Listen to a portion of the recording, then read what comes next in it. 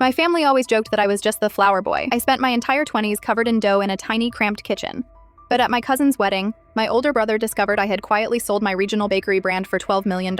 And right there, in the middle of the reception, my parents insisted I hand over half of it to save my brother's failing startup. I honestly thought it was a prank. Growing up, my brother Kevin was the golden child. He went to a fancy business school, wore tailored suits, and always had the newest luxury car on lease. I was the exact opposite. I loved working with my hands. When I dropped out of college to start baking bread, my parents were mortified. At family holidays, Kevin would smirk and ask if I had made enough pennies to buy a new apron yet. They all treated me like a lovable loser. I never argued.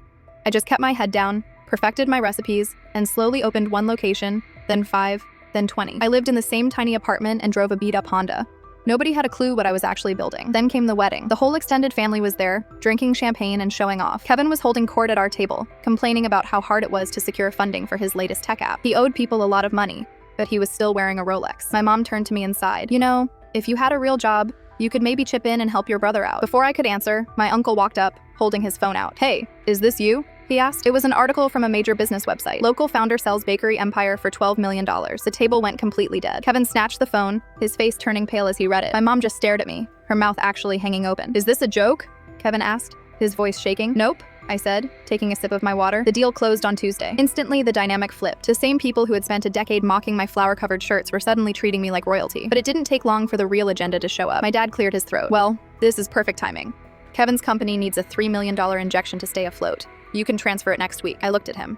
Not a request, an order. I'm not doing that, I said quietly. Kevin slammed his glass down. Are you kidding me? You bake bread. You don't even know what to do with that kind of money. I'm building a tech company. Family helps family. Family respects family. I fired back. You guys called me flower boy for 10 years. You treated me like a joke because I didn't wear a suit.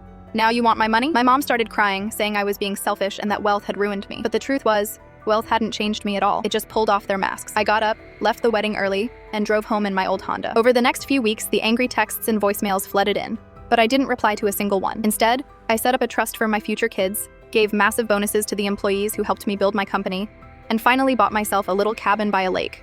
They thought I was a loser because I didn't care about looking rich. But while they were drowning in debt to impress strangers, I was quietly building a life of total freedom. If you loved this story, hit that like button and subscribe for more daily videos.